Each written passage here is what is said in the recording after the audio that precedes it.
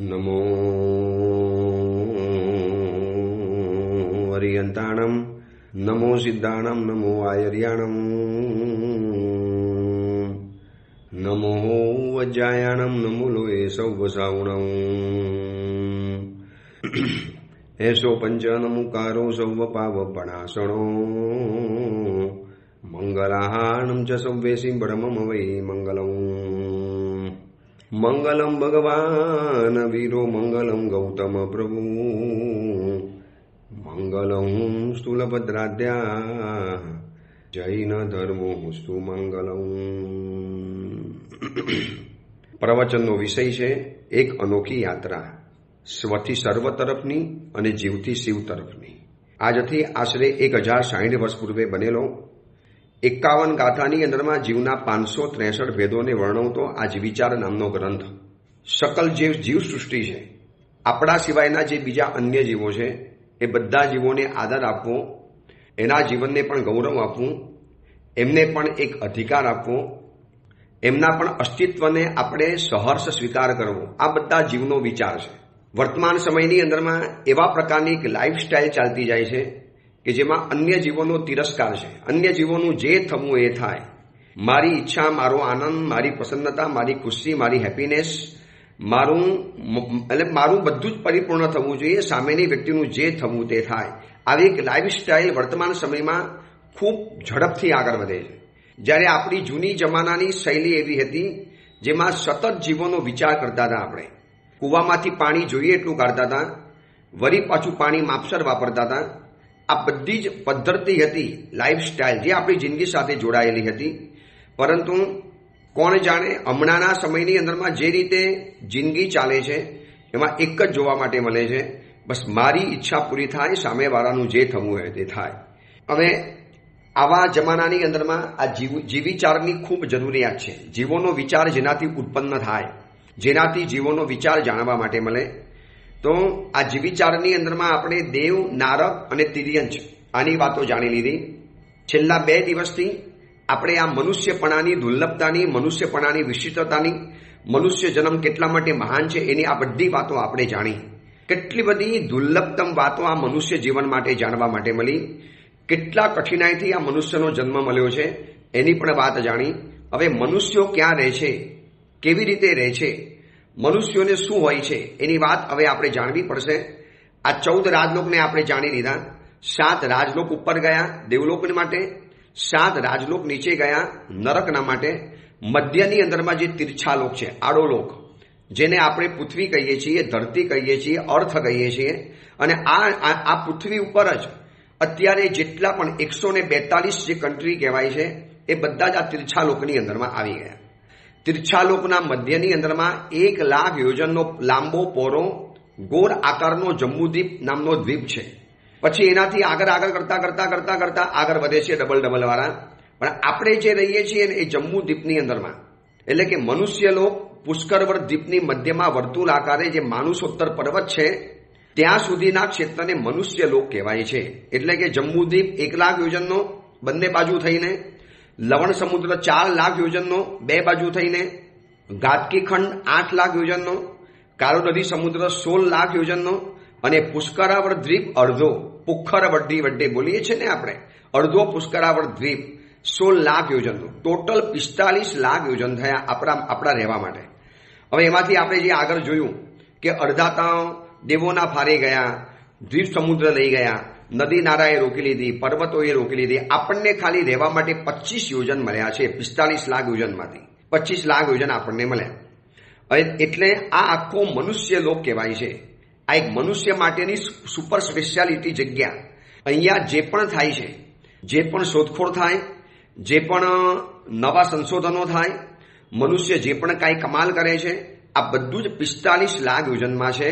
આમાં જ 20 વિહારમાન થઈ જાય, આની અંદરમાં 24 તીર્થંકરો થાય, આમાં જ ગંધર્વ ભગવંતો, ઉપાધ્યાય ભગવંતો, મહાન મુનિવરો, યુગ પ્રધાન આચાર્ય ભગવંતો, જેટલા પણ મહાન કાર્યો થયા, ઐતિહાસિક કાર્યો થયા, આ બધું 45 લાખ યોજનની અંદરમાં થયું.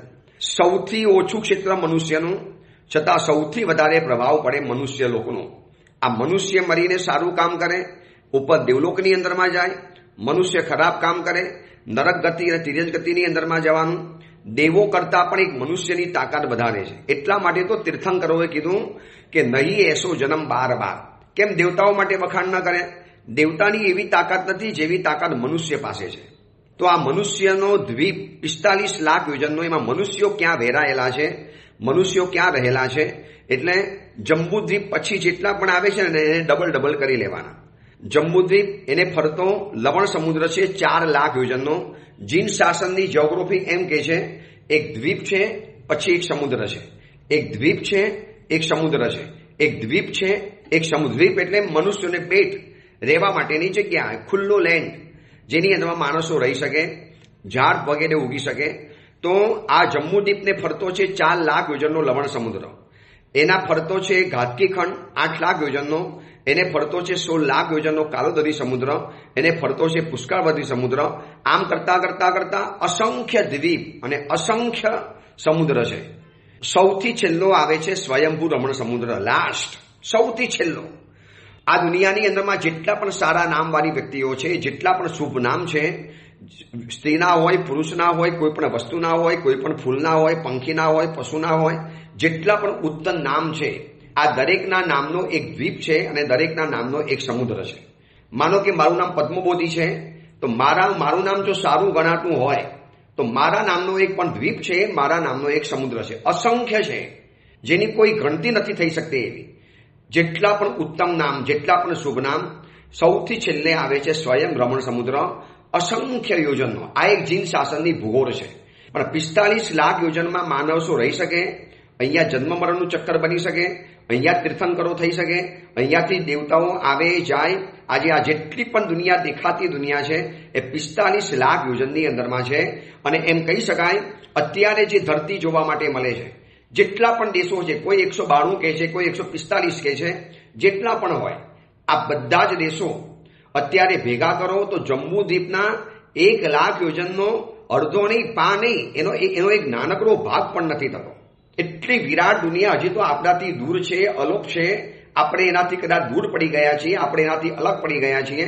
આપણો આ એક ખંડ, એશિયા મહાખંડ, કોઈક અલગ જ ટુકડો પડી ગયેલો છે. હવે એ બધી લાંબી ચોડી વાતો છે, એ આપણે જંબુદ્વીપ પગનતી, સૂર્ય પગનતીની વાતો આવશે ત્યારે કરીશું. પણ અત્યારે મનુષ્ય રહે છે એને 45 લાખ યોજનનું અંતર કહેવાય. એટલે મનુષ્ય જે રહે છે ને એને બે એ જગ્યાને 2 નામ આપી શકાય છે. કેટલીક જગ્યા છે કર્મભૂમિ અને કેટલીક જગ્યા છે અકર્મભૂમિ. અને ત્રીજા નંબરમાં અંતરદ્વીપ. આવા 3 જગ્યાની અંદરમાં મનુષ્યો રહે છે. મનુષ્યની જે 45 લાખ યોજનની જે દુનિયા છે, જેની પ્રિમાઇસિસ છે, એમાં કેટલીક કર્મભૂમિ છે, કેટલીક અકર્મભૂમિ છે અને કેટલાક અંતરદ્વીપ છે. આની અંદરમાં જુદા જુદા મનુષ્યો હોય છે. હવે 4 ગતિમાં મનુષ્ય ગતિ સૌથી મહાન, સૌથી પાવરફુલ, સૌથી સશક્ત, સૌથી તાકાતવાન, મહાન આશ્ચર્યો કરી શકે, મહાન કમાલ કરી શકે. એ ધારે તો યુદ્ધ પણ કરી શકે અને ધારે તો બુદ્ધ પણ બની શકે. એ ધારે તો કાયર પણ બની શકે અને એ ધારે તો મહાવીર પણ બની શકે એમ છે. એ ધારે તો કંકર બની શકે અને એ ધારે તો શંકર પણ બની શકે એમ છે. તો આ મનુષ્ય લોકનું વર્ણન જાણવું હોય તો પહેલા આપણે કર્મભૂમિને જાણવું પડશે. તો કર્મભૂમિ એટલે શું? આપણે રોજ સવારના પોરમાં એક ચૈત્ય બંધન બોલીએ છીએ, પ્રતિક્રમણમાં જગચિંતામણી, એમાં બોલીએ છીએ ને કર્મભૂમિ પડમો સંગયણી ઉક્કોશય સત્તરીશય જીનવરાન વિહરંત લભ્ભઈ. તો કર્મભૂમિ અકર્મભૂમિ એટલે શું? જ્યાં અસી મસી કૃષિનો વ્યવહાર થાય એને કહેવાય છે કર્મભૂમિ. આપણે વિસ્તારથી જાણીશું.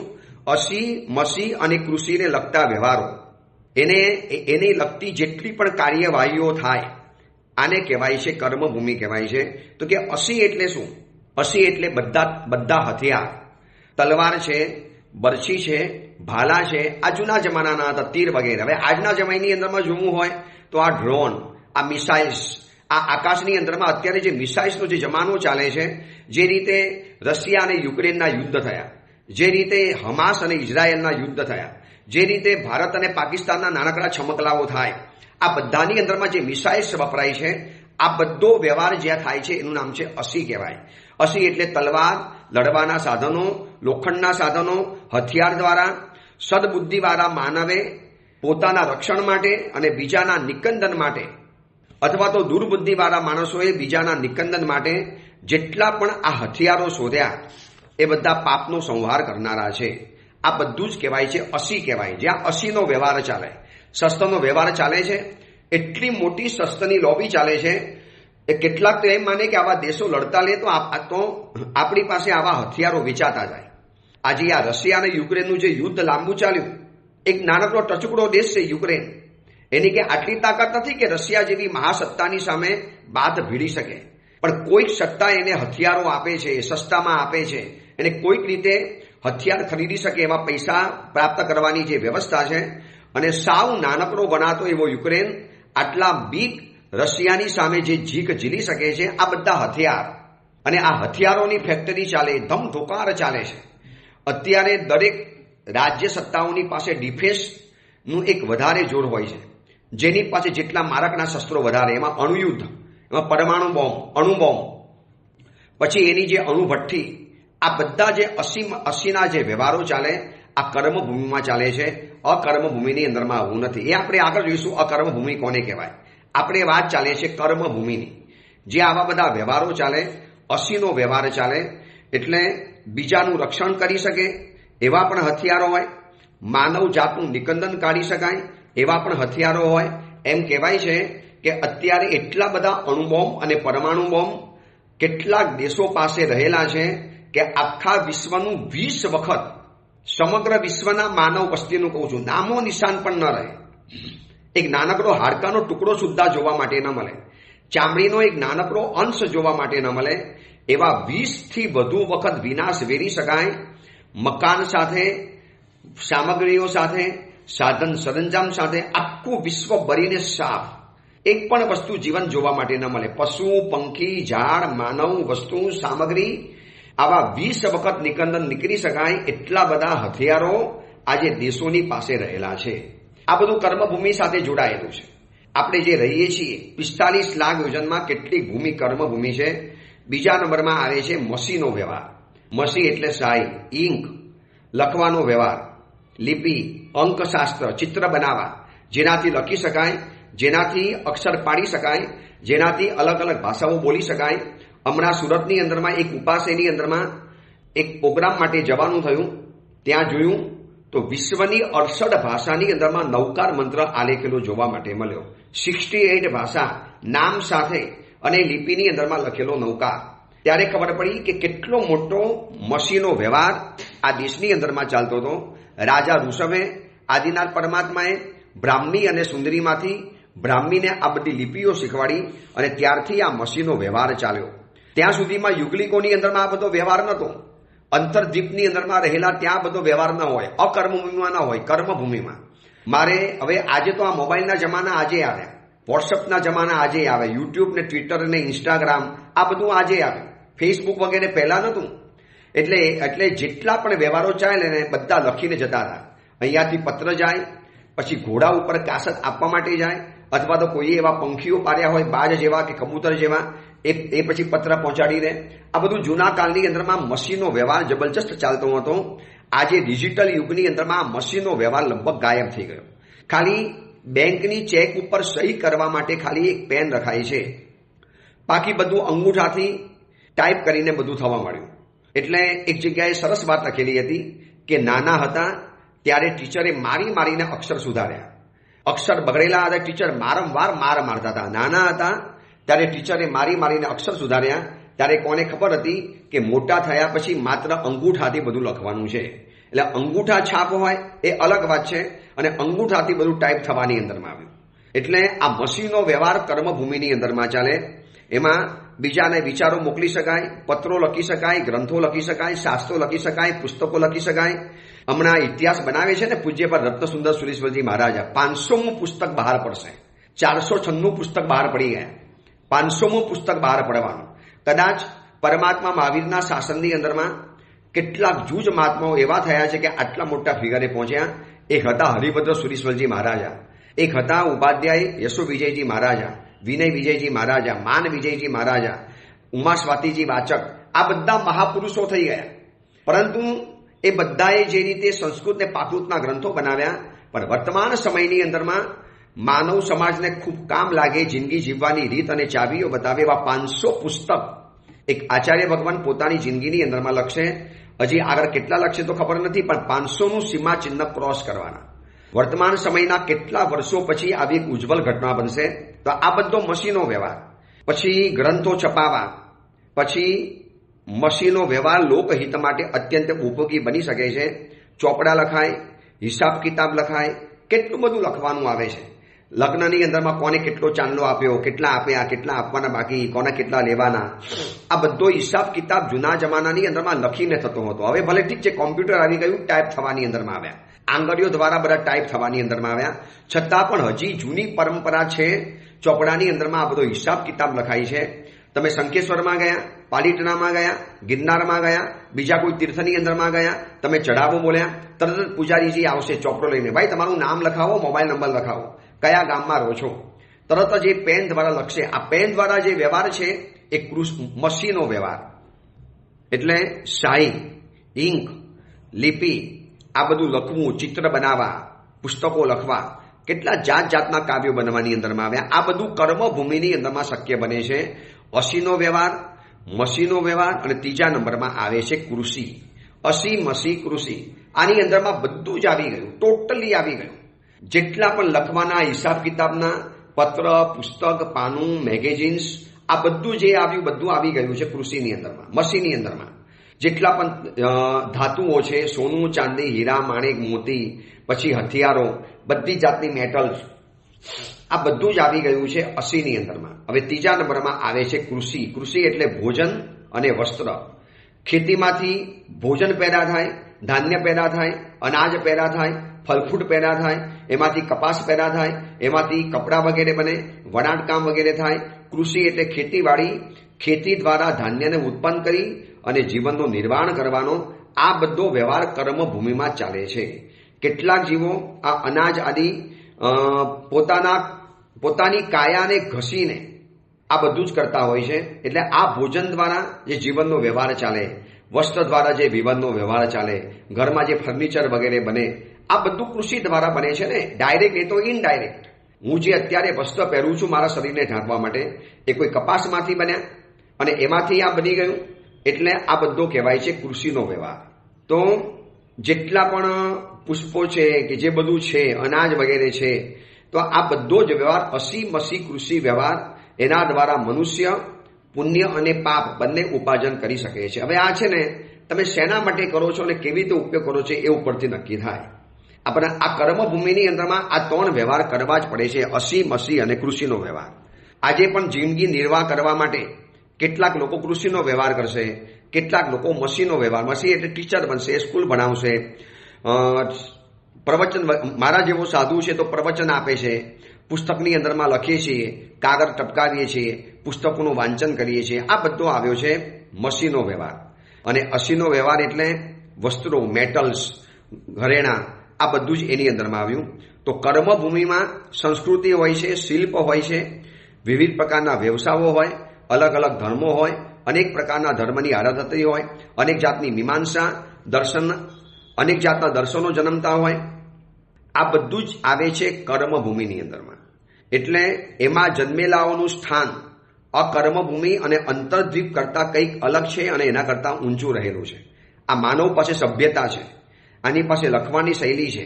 આજે જેટલા પણ મહાન યુદ્ધો જોવા માટે મળે છે ને, મહાભારત, રામાયણ, એ પછી અંગ્રેજો દ્વારા થયેલું પ્લાસીનું યુદ્ધ, પછી મોગલોની સામે થયેલું આપણું યુદ્ધ, મહારાણા પ્રતાપે જે વીરતાપૂર્વક અકબર રાજાને જે હરાવેલા વારંવાર, અને મોગલોને મેવાડની અંદરમાં આવતા જે અટકાવેલા, આ બધો જ વ્યવહાર આવે છે અસીનો વ્યવહાર.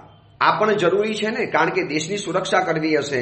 આજે જેટલું પણ સૈન્ય છે, ભલે આપણે કદાચ કોકને મારીએ નહીં, પણ દેશની સુરક્ષા માટે આ કરનારા સૈનિકો છે. હવે કોઈ એમ કે કોઈ દેશ એમ નક્કી કરે કે આપણે તો સૈન્ય રાખવું જ નથી, તો સુરક્ષા ન થઈ શકે. આ સૈન્ય સુરક્ષા માટે છે, મારધાડ કરવા માટે નથી. હવે સારો ઉપયોગ કરો તો એનું સારું રિઝલ્ટ આવે, ખરાબ ઉપયોગ કરો તો ખરાબ રિઝલ્ટ આવે. તમે કૃષિનો વ્યવહાર કરતા કરતા સારી રીતે ધાન્ય પેદા કર્યું અને તમે કોકને ખવડાવો, જમાડો, તો એ બધો સારો વ્યવહાર છે. એના દ્વારા તમને પણ ફાયદો થાય, બીજાને પણ ફાયદો થાય. એટલે આ બધો જ વ્યવહાર કર્મભૂમિની અંદરમાં છે. અથવા તો બીજો અર્થ એમ થઈ શકાય કે મોક્ષ સાધક શ્રુત ચારિત્રરૂપ અનુષ્ઠાન જે ભૂમિની અંદરમાં થાય છે, જેના કારણે આ શ્રુત મળ્યું, આગમો મળ્યા, ધર્મ ગ્રંથો મળ્યા. હવે આ જીવિચાર ગ્રંથ આપણને કેવી રીતે મળ્યો? આ મશીનના વ્યવહારના કારણે. માનો પૂર્વના પુરુષોએ મશીનનો વ્યવહાર જ ન કર્યો હોત, ખબર છે ને, દેવર્તી ગણિત ક્ષમણે લખાવાનું શરૂ કર્યું. ભગવાન મહાવીરના નિર્વાણના 980 વર્ષ પછી ગ્રંથો પુસ્તકારૂઢ બન્યા. તારપત્ર ઉપર લખાયું, ભોજપત્ર ઉપર લખાવડાવ્યું. આ બધું લખવાનો વ્યવહાર શરૂ. ત્યારે પેન નથી, કિત્તો હતો અને વનસ્પતિના પાનમાંથી બનેલી શાહી એમાંથી લખવાની અંદરમાં ગયા. તો આજે આપણને આ જીવિચા જોવા માટે મળે. માનો એ મહાપુરુષોએ જીવિચા લખ્યા જ ન હોત તો કારની ગરતાની અંદરમાં અલોપ થઈ ગયા હોત. આવા તો કરોડો ગ્રંથો ગયા, કરોડો નહીં અબજો ગ્રંથો આવા ખતમ થઈ ગયા. મહામહિમાશાળી, મહાપ્રભાવી, મંત્રથી ગર્ભિષ્ઠ એવા ગ્રંથો, પણ આપણી કમનસીબે થોડા ઘણા ગ્રંથો આપણા માટે બચ્યા છે. એ પણ આપણા માટે કાફી છે તરવા માટે. પણ આપણી વાત એ છે કે આ સૂત વગેરેનો વ્યવહાર પણ છે ને એક જાતની કર્મભૂમિની અંદરમાં થાય છે. સૂત એટલે પ્રવચન, ભગવાનના વચનો, ભગવાનના આગમો, અને એનો સહારો લઈ અને આજે કરોડો જીવો વૈરાગ્યને પામે છે. આ જીવિચારના પ્રવચનો તમે સાંભળો છો, સાંભળીને જે આનંદ આવે છે, જે રીતે તમે હરખ વ્યક્ત કરો છો, ફોન દ્વારા, સમાચાર દ્વારા કે ઓડિયો દ્વારા કેટલા લોકોના મેસેજો આવ્યા. તો આ મશીનો વ્યવહાર કર્યો, તો કોઈએ છપાવ્યો, એ ગ્રંથ આપણા સુધી પહોંચ્યો, કોઈએ લખતા ગયા, લૈયા પાસે લખાવતા ગયા. ત્યારે 1060 વર્ષની અંદરમાં આ ગ્રંથ બચી ગયો. બાકી 1060 વર્ષમાં તો ભલભલી સત્તાઓ આવી અને ચાલી ગઈ. ઉથલ પાથલો મચી ગઈ, મહાયુદ્ધ થઈ ગયા, મહાભૂકંપો આવ્યા, દરિયા પાગલ બની ગયા, આકાશમાંથી વાદળો ફાટી પડ્યા. આ બધી જ ભયંકર કક્ષાની હોનારતમાંથી આ ગ્રંથો બચી ગયા છે. કારણ કે કોકે લખાવેલા પડ્યા હતા માટે, એની 2-4 કોપી બચેલી માટે 1 કોપી ગઈ તો બીજી કોપી તો મચી ગઈ. એટલે આ કર્મભૂમિ એની અંદરમાં આ બધો વ્યવહાર છે. તો આ કર્મભૂમિની અંદરમાં આવ્યા પછી આવી 15 કર્મભૂમિ છે. 15 કર્મભૂમિ કઈ છે એની વાત આપણે બતાવી દઈશું. પણ આવી 15 પ્રકારની કર્મભૂમિ, અને આ 15 કર્મભૂમિની અંદરમાં આવો બધો 80-80 કુશીનો વ્યવહાર થાય. આ 45 લાખ યોજન જે બતાવ્યું એની અંદરમાં આવા અલગ અલગ ડિવાઇડેશન થઈ ગયા. કેટલીક કર્મભૂમિમાં જાય, કેટલીક અકર્મભૂમિની અંદરમાં જાય, અને કેટલાક જાય છે અંતરદ્વીપની અંદરમાં. હવે અંતરદ્વીપને પણ આપણે જાણવા છે, પરંતુ 15 પ્રકારની કર્મભૂમિ, 5 ભરત, 5 ઐરાવત અને 5 મહાવીરે.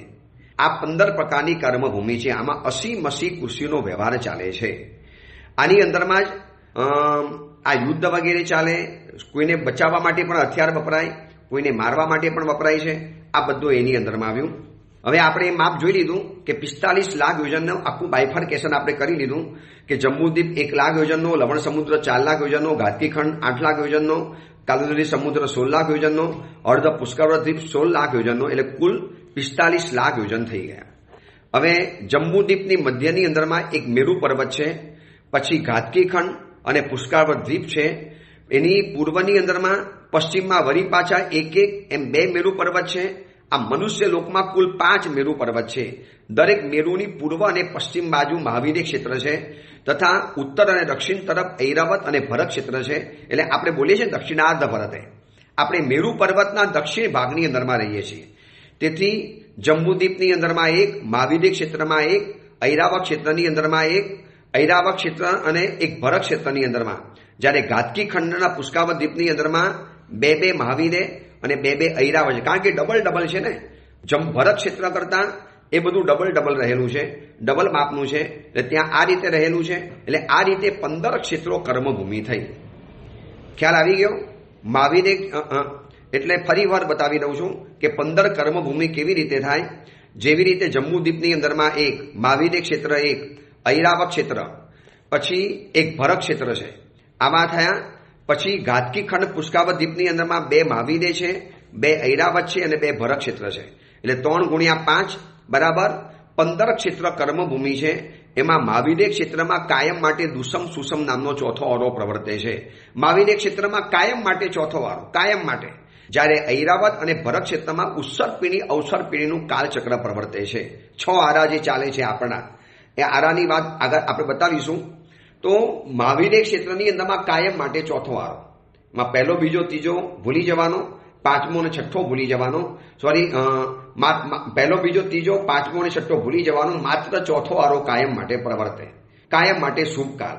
જ્યારે આપણા ભરત ક્ષેત્રમાં અને ઐરાવત ક્ષેત્રની અંદરમાં જેવું ભરત ક્ષેત્ર ઐરાવત ક્ષેત્ર સરખું ચાલે સામે વચમાં એક મેરુ પર્વત ઉભો છે, વૈટાડ્ય પર્વત આવી ગયો, તો એની અંદરમાં આ બધું કાળચક્રનું પ્રવર્તન ચાલે છે. એટલે આ બધી છે કર્મભૂમિ. આ 15 પ્રકારની કર્મભૂમિ છે. હવે અકર્મભૂમિની વાત જાણવી છે. તો અકર્મભૂમિ એટલે શું? તો કે અસી મસી કૃષિનો વ્યવહાર જ્યાં હોતો નથી, જ્યાં કર્મ ખપાવી મોક્ષની અંદરમાં જવાતું પણ નથી, એવા ક્ષેત્રને કહેવાય છે અકર્મભૂમિ, એટલે કે યુગલિકોની ભૂમિ. હવે આદિનાથ પરમાત્મા જ્યારે નતા જન્મ્યા એની પહેલા આ ભરત ક્ષેત્રની અંદરમાં પણ યુગલિકોની વ્યવસ્થા ચાલુ હતી. આમાં અસી ન હોય, મસી ન હોય અને કૃષિ ન હોય. કૃષિ ન હોય એટલે ભોજન નહીં, ખેતર નહીં, ખેતી નહીં, અનાજ નહીં, ધાન્ય નહીં, ફળ નહીં, ફ્રૂટ નહીં, પુષ્પો નહીં, વસ્ત્રો નહીં. તો પછી આ બધું ક્યાંથી લાવવાનું? એ લોકોને મનુષ્ય છે ભૂખ લાગે તો કે 10 પ્રકારના કલ્પવૃક્ષ છે એમની પાસેથી માગી લે, એટલે એ લોકો ઘર આપીને, ભોજન આપીને, ફ્રૂટ્સ આપીને, વસ્ત્ર નામનું જે કલ્પવૃક્ષ હોય એ વસ્ત્ર આપીને, ઘર આપનારું જે કલ્પવૃક્ષ છે એ ઘર આપીને, એટલે કોઈ પણ જાતના વ્યવહાર નતા. ન દુકાન, ન ઓફિસ, ન ધંધો, ન ફેક્ટરી, ન બિઝનેસ, ન ભણવાનું, ન કોલેજ, ન ટ્યુશન ક્લાસીસ, ન ટીચર, પછી ન નોટ, ન પેન, ન ઓફિસ, ન ફેક્ટરી, ન પરિવાર. જે આજે બધું દેખાય છે ને આમાંનું એક પણ ચીજ નહીં. સાવ ભોરા ભટા. એટલું કુદરતનું વાતાવરણ સુંદર ચાલતું હતું. ગ્લોબલ જ્યારે ચાલે છે પર્યાવરણની વાતો, એટલું સ્વચ્છ પર્યાવરણ, ન કોઈ વાહન, ન વ્યવહાર, ન પેટ્રોલ, ન ડીઝલ, આ બધાની શોધખોળ કરી જ નથી. માણસને શાંતિથી જીવાડવો હતો. આ તો વૈજ્ઞાનિકોએ જાતે કરીને આ ભૂતને જગાડ્યો છે. જૂના ઋષિ મુનિઓને ખબર હતી કે જમીનના પેટાળની અંદરમાં આવા પ્રકારના રાસાયણો પડેલા છે. ભાઈ એને કાઢીને કોઈ મજા નથી. એના કરતાં શાંતિથી જિંદગી જીવી લેવા દો. માણસ પોતાના ઘરમાં રહેતો હતો, શાંતિથી જિંદગી જીવી લેતો હતો. પરંતુ જે દિવસથી આ શોધખોળ થઈ અને માણસ ઘરમાંથી દૂર ભાગી ગયો. યુગલિકોની જિંદગી આ શાંતભરી જિંદગી હતી. હવે સ્કૂલ નહીં જવાનું, ટીચર નહીં, હોમવર્ક નહીં, સ્કૂલનો યુનિફોર્મ નહીં, વહેલા ઉઠવાનું નહીં, હેરાન પરેશાન નહીં થવાનું, ન દેરાસર, ન ઉપાસ નહીં, ન પ્રવચન, ન પુસ્તક, ન આરાધના, ન અનુષ્ઠાન, ન ઉપવાસ, ન તપસ્યા, ન પારણા, આવી કોઈ કહેતા કોઈ વ્યવસ્થા નહીં. એટલા સીધા સરળ માણસો હતા કે અસી મસી કૃષિની જરૂર નથી પડી. ઝઘડા પણ નતા થતા. પરસ્પર સંતોષી, બધાને બધું કલ્પવૃક્ષ આપતો હતો. પછી શેના માટે ઝઘડા થાય? બધાની ઈચ્છા પરિપૂર્ણ કરે. જે માગો એવું ઘર, જેવા માગો એવા વસ્ત્ર, જેવું માગો એવું ભોજન. અને સાથે 2 જણા જન્મ્યા હોય, ભાઈ બહેન, મોટા થઈને એ જ ભાઈ બહેન પતિ પત્ની બને. એમના ત્યાં ટ્વિન્સનો જન્મ થાય. હંમેશા ટ્વિન્સમાં જન્મે, યુગલિક તરીકે આ જન્મે, માટે યુગલિયા કહેવાય છે. બંને જણા સાથે જન્મે, સ્ત્રી અને પુરુષ. મોટા થયા પછી એ જ બંને જણા પતિ પત્ની બની જાય અને વળી પાછા સંતાન થાય એટલે વળી પાછા ભાઈ બહેન જેવો વ્યવહાર શરૂ કરી નાખે. એટલા હૃદયના ભોળા, એટલા હૃદયના સ્વચ્છ, એટલા નિખાલસ, એટલા પારદર્શી, એટલા સીધા સરળ સ્પષ્ટ નેચરવાળા કે એ લોકો દુર્ગતિ આવે જ નહીં. માટે કૃષિ અસી મસીનો વ્યવહારની જરૂર નથી. મસીનો વ્યવહાર શેના માટે કરવો પડે? તમારે લેખાપટ્ટી કરવી હોય, તમારે વસ્તુ આપી હોય, એનો બધો હિસાબ કિતાબ રાખવો હોય તો. પણ એવું છે જ નહીં. પૈસા જ નથી. માગો તો ઘર મળી જાય, માગો તો ભોજન મળી જાય, માગો તો વસ્ત્ર મળી જાય, જે ડિમાન્ડ કરો બધું હાજર થઈ જાય. એટલા સંતોષી જીવો હતા કે એ લોકોને આટલી બધી હાઈબોય કે દોડધામ પણ નથી થતી. કેટલો સરસ મજાનો એ સમય હતો, યુગલિકોનો સમય. અસી મસી કૃષિ નહીં, એટલે એને કહેવાય છે અકર્મભૂમિ, જેમાં કોઈ પણ જાતનું કામ ન હોય, જેની અંદરમાં દીવા, વસ્ત્ર, અલંકાર આ બધું કશું આપે જ નહીં. આવી 10 પ્રકારના જે કલ્પવૃક્ષ હતા બધું એ લોકોને આપી દેતા હતા.